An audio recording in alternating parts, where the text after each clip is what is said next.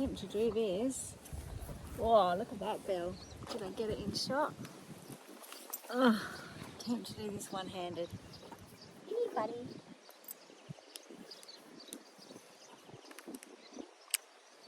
Done. Hi everyone, and welcome to my channel.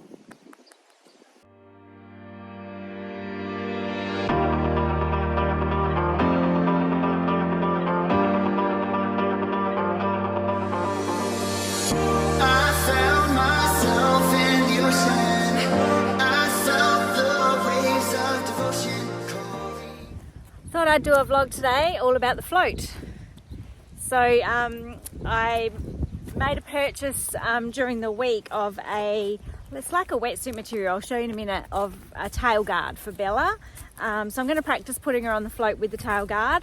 And as if you've watched other vlogs, you would know that we've had a few floating issues in the past. So every now and again, I just like to do some float training with her when we're not actually going anywhere. It is super windy today, and unfortunately my microphones have let me down, so I apologise if there's a lot of wind noise. I don't know what's going on with them. I'm going to have to suss that out, because it's really frustrating, because I really want good sound quality for my vlogs. So anyway, I apologise for the wind noise as the wind just picks up. So we'll head on over and give Bella a groom, and I'll run through just popping her on the float. Here we have, so it came in this cool bag, so from Equipad, and guess what? I was looking at this for quite a few weeks, and it was around the $70 mark, and I was humming and hawing because I thought, oh, I wonder if it'll actually stay on her tail. But she sits right on the back, and she's starting to really rub her tail out at the top here.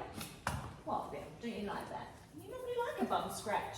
I thought I would purchase this Equipad and tail guard and see, because it also comes with a waterproof tail bag. So, because she likes to poop in the float, and you know, you arrive and you've got her all nice and clean, and then all of a sudden you got poo all down the tail. So I thought I'd purchase it, and when I did, it was a Black Friday sale. Yay! So I actually got it for, I think, about $55, so it was quite a good saving. So anyway, we'll pop it on her, because I want to practice putting her on with it on. Yeah, it's all right. Good girl. Ooh, does that feel a bit strange? Try and get up nice and high.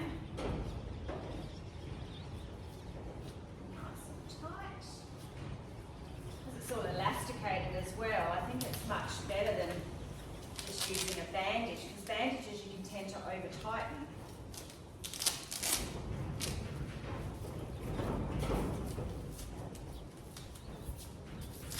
This will be a lot more comfortable, I should think. Oh, look at that. So again, it's all Velcro-y, so the tail bag's got all Velcro as well. And then Velcro at the top, which she seems okay with all of this, so we'll bring you guys a little closer. Whoops. Yeah, so we've got Velcro up the top here, so this attaches there. So we will pop her tail in. She has had a tail bag on before, but not very often. This one's big. Because it's waterproof, it's scratchy sounding. Ooh. Huh. Sorry guys. I didn't do up the little dooflacky on the tripod. Lost her there for a sec. Okay, so we've got the tail in, and it's got little Velcros at the bottom. So we're just gonna make sure all the tail's through. Yeah.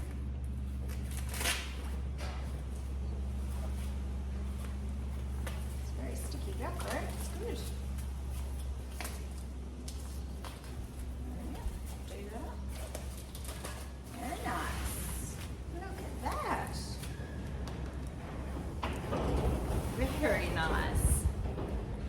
Very nice indeed. Ta-da!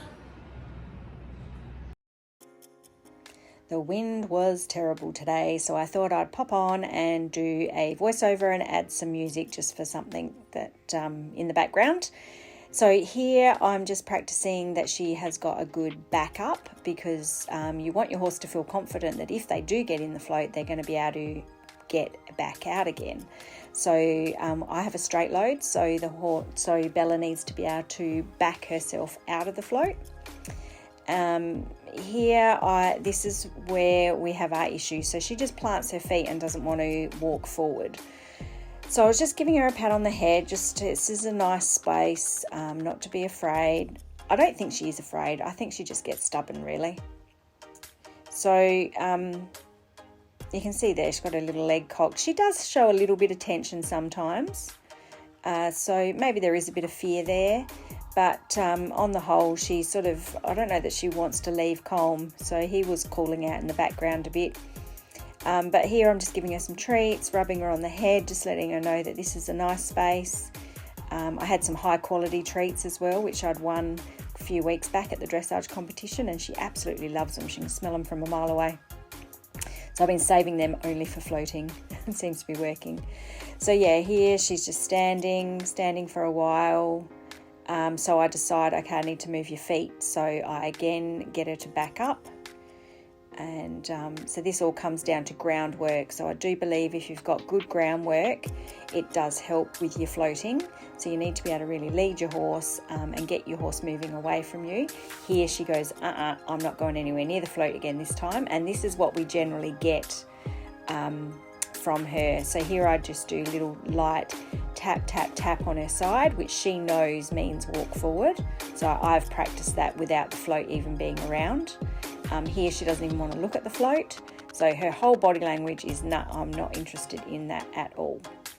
It was quite a windy day, like I've said, and you could see the door slam shut there on us. She does normally like the door open so that she sort of feels that she's got an out if she wants it. So here again, I'm just tap, tap. As soon as she takes a step forward, I stop tapping. So that's her release, if you like. So I suppose it's what they call negative reinforcement and positive reinforcement. Here I ask her to lower her head, just so if there is any tension there or worry, that seems to calm her. Again, I just put a little bit of pressure and ask for a step forward, and she gives me a step forward, so that's good. So we're slowly making our way to the ramp, and another step forward, so that's good. I give her a pat, give her a little bit of a treat, because we've made it this far, so good girl. Let her have a sniff, because again, they like to investigate, and the whiskers around their nose and their chin send signals to the brain. So that's how they investigate their environment a lot of the time. We think they're sniffing, but they're actually using their whiskers to investigate. Well, they probably are sniffing too, because they've got great sense of smell. So again, she's sort of being very stubborn. We've got this far and she's going, nope, I'm not going to go anymore. So she half-heartedly lifts a leg. So here I go little tap, tap on the side. So I'm just like a little annoying fly there. It's not really hard. It's just, and we get the tail swish, and then she goes, nah, no way. So that's where I am always mindful, because when she gets to that point where she's nearly in and I put a bit too much pressure, then she backs back out again. So here I've actually gone on the off side of her, which she doesn't actually like. So I don't like to do that too much, but I do it to straighten her up, to get her straight at the ramp again. And again, here I'm asking, and she sort of gives me the leg, like, okay, maybe, but I'm not really happy, and I'm going to back up. So it's all about being very patient as well. I'm trying very hard, and here we go, tap, tap, and she goes, yep, okay, I'm going to go in. So I never know what the switch is, what makes her decide to go in. So here I'm just scratching her bum. I let her stand in there for a little while, and just so she knows it's a nice space. The door is still shut, so I was surprised. She was happy to stand in there. It does have a nice big window and it's quite airy. So I ask her to come back out and walk out slowly, which she does. I did cut a bit out because this is still pretty long. If I'd left it all in, it would have been way too long. So here I tried just walking straight to the ramp, and you could see she did walk more willingly to the ramp. She normally does a little poo there, and I thought she was going to do one, but I think she was feeling maybe a little uncomfortable because we had the tail guard on. But that's why I wanted to practice with the tail guard. And then she decides, yep, I will go on. So we let her stand in there again, give her a bum scratch. Just, it's a nice place to be. I have opened the door now, and I did tie the door open. Just got some bale twine and made sure that wasn't going to slam shut. And yeah, so I'm just letting her stand in there. I did have a hay net in there as well, so she could just munch on some hay. Here I go down the side because I really wanted to give her some treats while she was standing in there, rather than the treats always being on the ramp. But that was a mistake because, as you'll see in a sec, she decides to back out. Now, I didn't ask for that back out. She did that of her own accord. And because I was on the other side of the petition, I did manage to grab the lead rope, not that she was going anywhere, but I couldn't ask her to come forward. So normally if she decides to come out, I give her a little tap tap and she'll walk forward. So that was bad on my part. That was not a very good idea. So here I just stand. I'm looking over the other side because Andrew had the tractor going as well. So there I've asked her, and then I asked her to come part way and then walk back up again.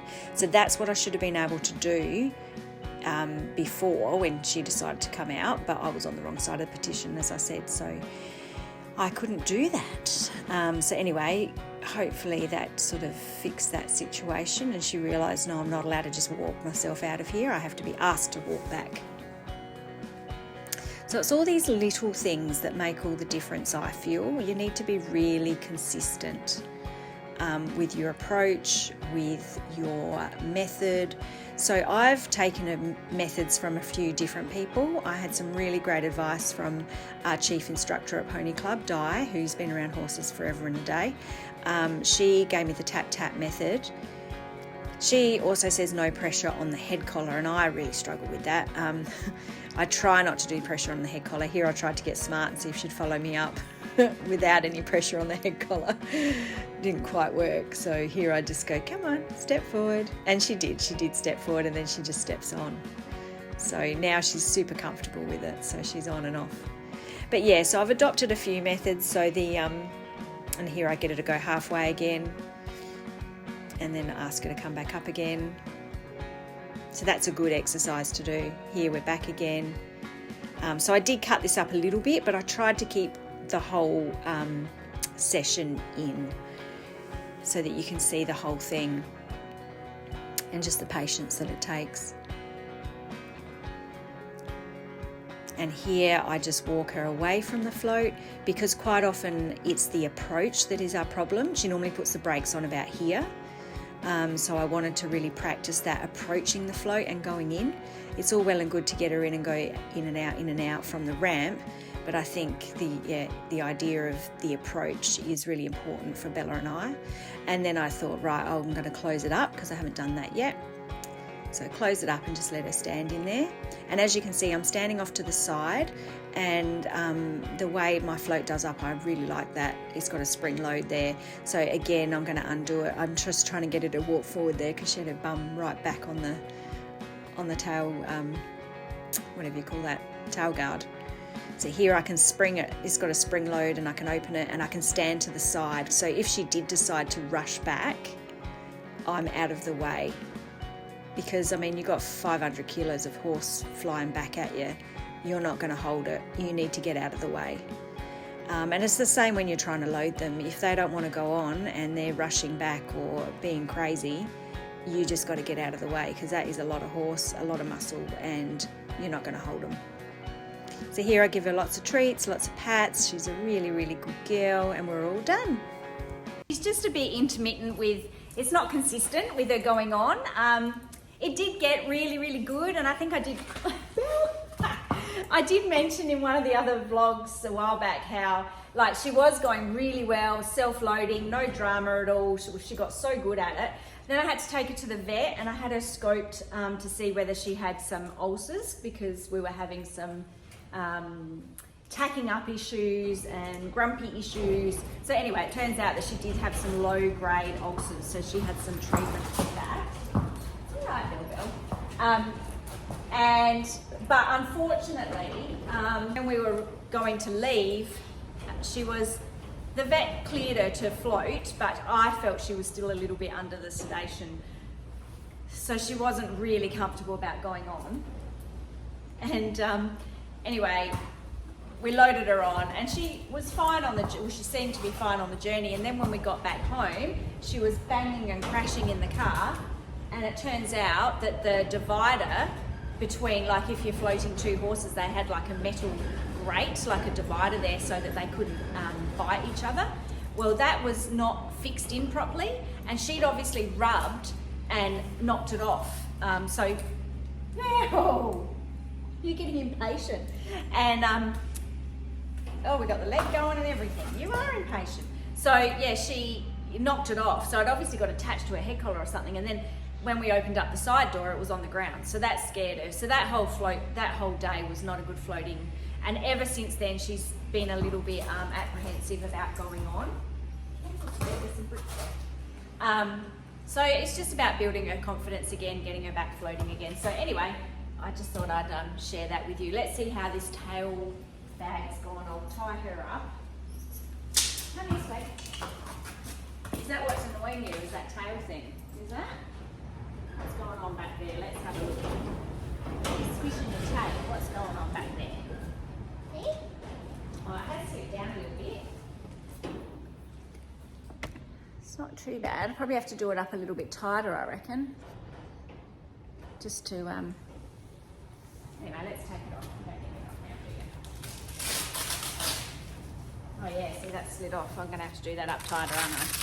The more she does, the more she goes out, the better it'll get, and it will be the same for your horses too if you have float issues. I think it's just about being patient, and it is pretty daunting for them to go into that small area. They're a full prey animal, and we were asking them to go into this little box where it's quite often dark, and well, not dark, but it's, you know, it's unusual, and it's narrow, and it's claustrophobic, and there's no way out. So she likes to have the side door open, which I try and do. It's really windy today, so I've actually tied the doors so that they can't bang and crash like they did when I was just opening it all up. So, so that, again, is setting them up for success, isn't it? So making sure that it's safe.